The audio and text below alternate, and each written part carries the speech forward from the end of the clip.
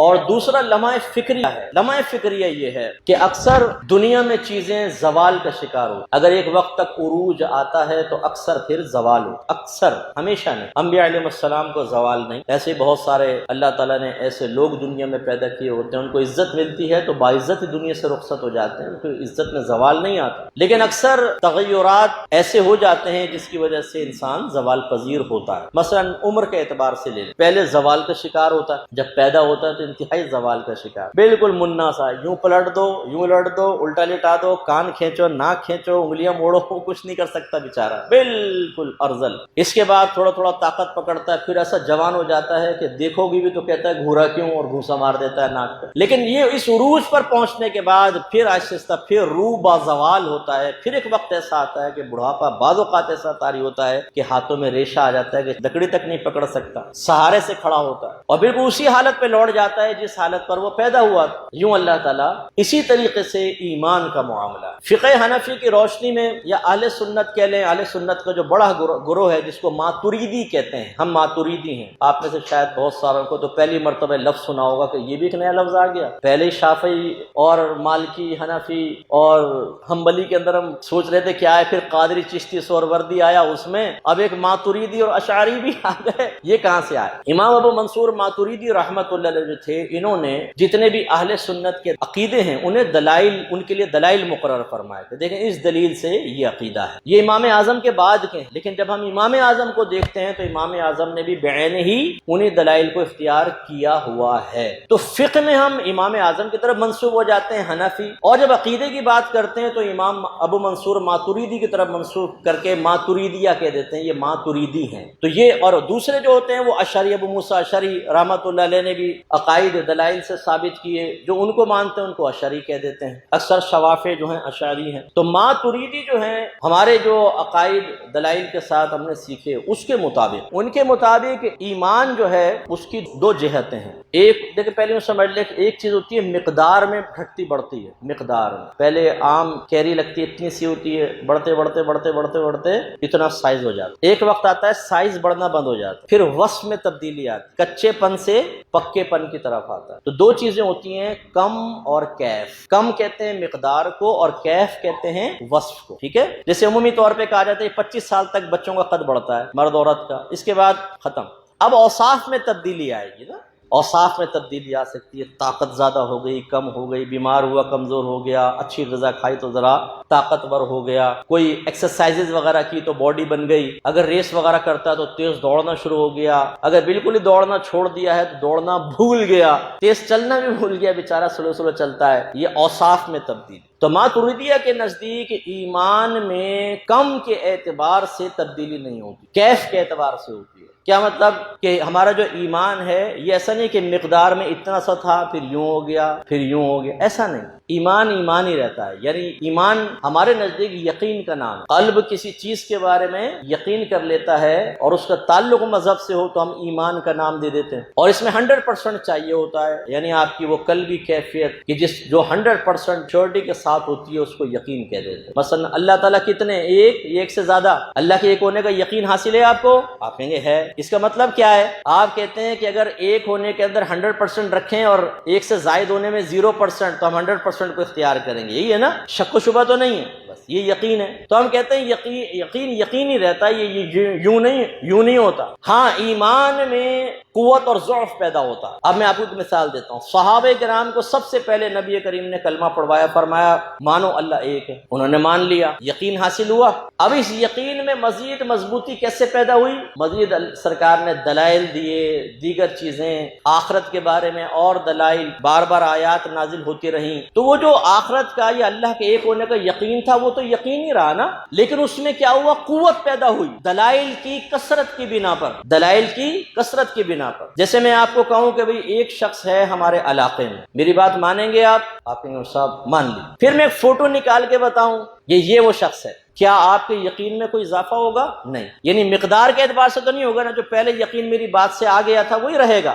لیکن اس کی قوت بڑھے گی۔ یعنی پہلے خالی کہا تھا، پھر مصعب نے دکھا بھی دیا یار، پھر تھوڑی دیر بعد میں نے کہا آ جاؤ بھائی آ جاؤ، پردے کے پیچھے سے بلایا، بولے یہ ہے، آپ نے اس سے ہاتھ واتھ ملایا، اب آپ کو اور یقین آپ کا قوی ہو گیا کہ جو مصعب کہہ رہے تھے واقعی ویسا ہے۔ تو آپ یہ دیکھیے کہ وہ یقین تو نہیں بدلا نا جو آپ کے دل میں کہ وہ شخص ہے، یہ یقین تو وہ آخر تک ویسے رہا، لیکن اس میں قوت پیدا ہو گئی۔ بس اب یہ سمجھ لیجئے کہ شیطان ہمارے یقین کو کمزور کرتا ہے اور پھر اسے شک میں یا عدم یقین کی طرف لے کر آتا ہے۔ وہ اس طریقے سے آپ کو یقین ہے اللہ ایک ہے، جی ہے۔ اللہ تعالیٰ ظالم ہے، آپ کہیں گے نہیں، ہمیں 100% یقین ہے اللہ ظلم نہیں کرتا۔ اللہ تعالیٰ بے انصافی کرتا ہے، نہیں۔ اللہ تعالیٰ بھولتا ہے، نہیں۔ اللہ غافل ہوتا ہے، نہیں۔ یہ ہے نا۔ اب شیطان کیا کرے گا؟ ایسے دلائل قائم کرے گا، ایسی نشانیاں آپ کے سامنے لے کر آئے گا جس سے آپ کا یہ یقین کمزور پڑے۔ مثال کے طور پر آپ کا موبائل چھن گیا، آپ اسی میں کھڑے رو رہے تھے، دوسرے نے آگے گن پوائنٹ پہ موٹر سائیکل بھی لے گیا چھین کر، آپ گھر پہنچے تو پتہ چلا کہ گھر میں آگ لگ گئی تھی، آپ کا روم ہی جل گیا پورا، اس میں سارے سامان جل گیا۔ تھوڑی دیر بعد فون آیا کہ جی دکان میں بھی آگ لگ گئی، دکان بھی جل گئی۔ اب شیطان فوراً کان میں کہے گا کہ دیکھ یہ اللہ کا انصاف ہے، تو نماز پڑھتا ہے، تو جھوٹ نہیں بولتا، کوشش کرتا ہے کوئی برائی نہ کریں، لڑکیوں وغیرہ سے تو ویسی آنکھیں پھیر لیتا ہے، لیکن تیرے ساتھ کیسے پیدر پہ معاملات ہوئے، اور وہ فراڈیا، وہ فلاں دیکھ، اس کو دیکھ، کیسا خوش و خرم ہے۔ کیا یہ اللہ کا انصاف ہے؟ کیا یہ اللہ نے تیرے اوپر ظلم نہیں کیا؟ تو چونکہ انسان اس وقت کرائسس میں ہوتا ہے، پریشانی میں ہوتا ہے، گھر والوں کی آنکھوں سے نکلنے والے آنسو، ان کی پریشانیاں، ان کا چیخنا چلانا، یہ تمام چیزیں ایسی ہوتی ہیں کہ بعض اوقات ہمارے یقین میں ضعف پیدا ہوتا ہے کہ ہاں یار کچھ ہے تو صحیح، شک پڑ گیا، تھوڑا تھوڑا وسوسہ، اب اس کو اور تقویت دیتا ہے اور تقویت دیتا ہے۔ وہ کیسے خالہ آ گئی، ارے کیا ہوا بیٹا، دیکھا نا ہم نے تو پہلے کہا تھا نمازیں وغیرہ کوئی کام نہیں آتی، ایک گارڈ رکھ لے۔ وہ خالہ آ کے فتویٰ جاری کرتے ہیں کہ نمازوں سے کچھ بھی نہیں ہوتا بیٹا، روزے سے کچھ بھی نہیں ہوتا، گارڈ سے ہوتا ہے جو ہوتا ہے۔ وہ ایک دوسرا آ گیا، ایک تیسرا آ گیا، انہوں نے آ کے سمجھایا سارے ان اخروی چیمپئنز نے، اور آدمی اور زیادہ اس کا ایمان تزلزل کا شکار ہوا، اور وہ کہتا ہے کہ یار واقعی۔ پھر وہ جب تنہائی میں رات میں لیٹتا ہے تو اس کے دل پہ ایک دم ہول کے ہول آتے ہیں شیطانوں کے، جو اس کے کوئی قلب میں کوئی ذہن میں فیڈنگ کرتا ہے تیزی کے ساتھ، اور کہتا ہے کہ دیکھا تیرے ساتھ بہت بڑی ناانصافی ہوئی ہے۔ ایک ڈالتا ہے وسوسے، اب ہوگا کیا،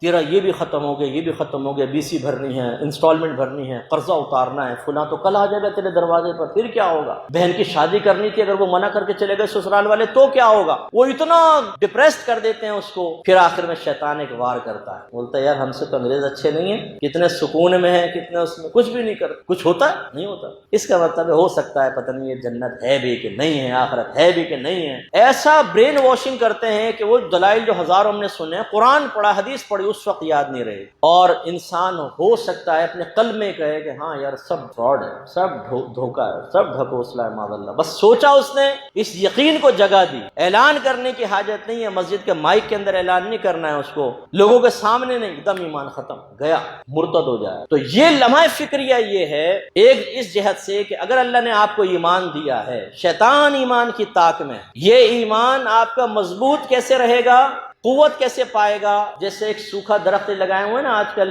ٹریز وغیرہ لگا رہے ہیں، تو بھائی پانی بھی دو نا، تھوڑی کھاد واد بھی ڈالو تو پکا درخت بنے گا، پھر خود کفیل ہو جائے گا۔ اس سے پہلے اگر آپ نے پانی ڈالنا چھوڑ دیا سوکھ جائے گا۔ ہمارا ایمان جو ہے یہ بھی ایک درخت کی مثل ہے، اور اسے آپ کو علم کا پانی دینا ہے، دلیل کا پانی دینا ہے، اچھی صحبت کا پانی دینا ہے، تسلسل سے آپ کو اچھی باتیں سننی ہیں، ذہن میں رکھنی ہے، بھول بھی جاؤ تو وقتی عارضی طور پر وہ روحانی قوت حاصل ہوگی جو آپ کے ایمان کی حفاظت کا سبب بنے گی، ایمان بچا رہے گا۔ جہاں آپ نے دینداروں سے رشتہ توڑا، کتابیں پڑھنا چھوڑی، جہاں پہ آپ نے اسپیچز سننا چھوڑی اچھی پازیٹیو، اور ان دلائل کو ذہن میں رکھنا چھوڑا، جیسے آپ اگر جمعے کے اندر آتے رہتے ہیں تو میں تو ہر جمعے تقریباً انہی چیزوں پہ کلام کرتا ہوں، تو آپ کا ایمان بہت ہی قوی رہے گا انشاءاللہ، مجھے اللہ کی رحمت سے امید ہے۔ آپ نے کہا چھوڑو جی مفتی صاحب کو چھوڑو، وہاں پہ وہ سب بیان کیا اس نے فضائل کا، پورے لنگر کے فضائل بیان کیے 1 گھنٹے تک، غوث پاک کے لنگر کھانے کا فائدہ کیا، یہ ہوتی ہے نا بات، اسے کہتے ہیں فصاحت و بلاغت۔ صرف لنگر کے لفظ پر اس نے ایسا بیان کیا 1 گھنٹہ نکال دیا۔ آپ جانے لگ گئے ایسے کسی اسپیکر کے پاس، نتیجہ نکلے گا کہ پوری مسجد ہنس رہی ہوگی، خوب محفل سج رہی ہوگی، خوب مزے آ رہے ہوں گے آپ کو، آپ بھی قہقہے لگا رہے ہوں گے کہ یار مزہ بڑھا رہا ہے اسپیچ میں، ہنسا ہنسا کے پیٹ میں درد کر دیا مولوی صاحب نے۔ لیکن بیٹا یہ ہنسی جو ہے کچھ عرصے بعد آپ کے گلے کا پھندا ایسا بنے گی، کیونکہ ذہن دلائل سے خالی ہو جائے گا، طبیعت جو ہے وہ خوف سے خالی ہوگی، نفس و شیطان آہستہ آہستہ جگہ بنائیں گے اور یہ کام خراب کر دیں۔ اس لیے میں گزارش کرتا ہوں اپنے ایمان کو مضبوط کریں اور اس کو مضبوط رکھیں۔ اور نہ صرف آپ تو ہر جمعہ آ کے تشریف فرما ہو جاتے ہیں، آپ کے گھر کی خواتین کیا کرتی ہیں اپنے آپ سے کویسچن کرتا ہوں، مجھے نہ بتائیں، سوچئے ذرا ان کے پاس کون سے دلائل ہیں، وہ کون سی کتابیں پڑھتی ہیں، وہ کون سی اسپیچز سن رہی ہیں، کیا ان کے پاس ایسی صحبتیں محلے میں ہیں کہ عورتیں پاکیزہ عورتیں آ کے بیٹھتی ہیں اور پاکیزہ گفتگو ہوتی ہو؟ نہیں تو آپ نے اپنے گھر والوں کے ایمان کو کتنے خطرے میں ڈالا ہوا ہے، ذرا سوچے تو صحیح۔ اللہ معاف فرمائے میرے، لیکن نبی نے ارشاد فرمایا ایک وقت آئے گا آدمی صبح ایمان کی حالت میں کرے گا لیکن شام کو کافر ہو جائے گا، اور شام ایمان کی حالت میں کرے گا اور صبح کفر کی حالت میں اٹھے گا۔ اب گھر کی بہنوں پہ ذرا غور کر لیجیے، آپ انہیں کچھ سکھائیں نہیں، انہیں ماحول فراہم نہ کریں، انہیں علمی مواد نہ دیں، ان کے دل میں خوف خدا پیدا کرنے والی باتیں نہ آپ خود کریں، نہ ایسا ماحول ان کو پرووائڈ کریں، نہ لٹریچر دیں، نہ ان میں یہ شعور بیدار کیا کہ چلو وہ کہیں پر کوئی ٹی وی پروگرام ایسی چیزیں دیکھ کر اکتساب حاصل کریں۔ ان عورتوں کا ایمان کتنے خطرے میں ہے۔ اور اگر آپ یہ سمجھے کہ نہیں شیطان جب ادھر آئے گا نہ کہے گا نہیں بھائی اس بہن کو کچھ نہیں کرنا ہے بھائی، چونکہ یہ حضرت صاحب کے گھر ہے اس بہن کو کچھ نہیں کرنا ہے بھائی، وہ نکل جائے گا، تو یار یہ آپ کے بھولے پن پہ میں قربان۔ یہ بالکل ایسا ہے جیسے 5 لاکھ کی گڈی یوں لے کر آپ روڈ پہ جا رہے ہوں اور کہیں انشاءاللہ مجھے اللہ کی رحمت سے امید ہے کوئی اس کو گن پوائنٹ پہ چھینے گا نہیں، خاص طور پہ ان علاقوں میں جہاں بہت زیادہ اسنیچنگ چل رہی ہے، ان علاقوں میں نکل گیا 5 لاکھ کی گڈی، 5-5 ہزار کے نوٹوں کی گڈی لے کر یوں ہاتھ میں، اور کہتے نہیں مجھے اللہ کی رحمت سے امید ہے انشاءاللہ کوئی نہیں چھینے گا۔ کر سکیں گے کبھی آپ ایسے؟ بولیں 5,000 کی بہت دور کی بات ہے، 500 کا نوٹ ہی لے کے نکل جائیں، نہیں ہوگا نا۔ ہم تو جب موبائل میں بات کر رہے ہوتے ہیں نا، کوئی اسکوٹر پہ ساتھ سے گزرتا تو اچھل جاتے ہیں کہ شاید کوئی آ گیا۔ ایک دفعہ میں کہیں پہ انتظار کر رہا تھا، سامنے شادی ہال تھا، میرے ڈرائیور پوچھنے گیا تھا وہاں پہ کہ یہاں ہی وہ شادی ہو رہی ہے کہ نہیں، تو ایک دم اسکوٹر سائڈ میں آ کے رکی، اس لڑکے نے اندر ہاتھ ڈالا، اس نے ہاتھ ڈالا اور میں نے کہا کہ اس نے کچھ نکالنا ہے تو چلو بھائی اب تیاری کرو کچھ نہ کچھ۔ اس نے یوں ہاتھ نکالا موبائل، میں نے شیشہ نیچے کر کے کہا، میں نے کہا آئندہ یہ حرکت کبھی نہ کروں، ہو سکتا ہے کہ میں گھبرا کر میرے پاس سے کچھ اسلحہ ہو تو میں آپ کو گولی مار دیتا، کچھ کر دیتا۔ اس نے کہا واقعی مجھ سے بہت بڑی غلطی ہوئی، مجھے ایسا نہیں کرنا چاہیے۔ تو چونکہ ہم لوگ ان علاقوں میں رہتے ہیں، ہم لوگ اکثر خوف زدہ ہوتے ہیں، مطلب کہ یار یوں ہو جائے گا یوں ہو جائے گا، تو خلاصہ کلام یہ ہے کہ ہم تو بغیر کچھ نہ بھی ہو تب بھی ڈرے رہتے ہیں، کون ایسی ہمت کر سکتا ہے؟ لیکن ایمان کے بارے میں، اپنے نیک اعمال کے بارے میں، اپنی آخرت کے بارے میں ہم سے زیادہ نڈر اور ہم سے زیادہ بہادر کوئی بھی نہیں۔ دیکھتے ہیں کیا کرے گا شیطان،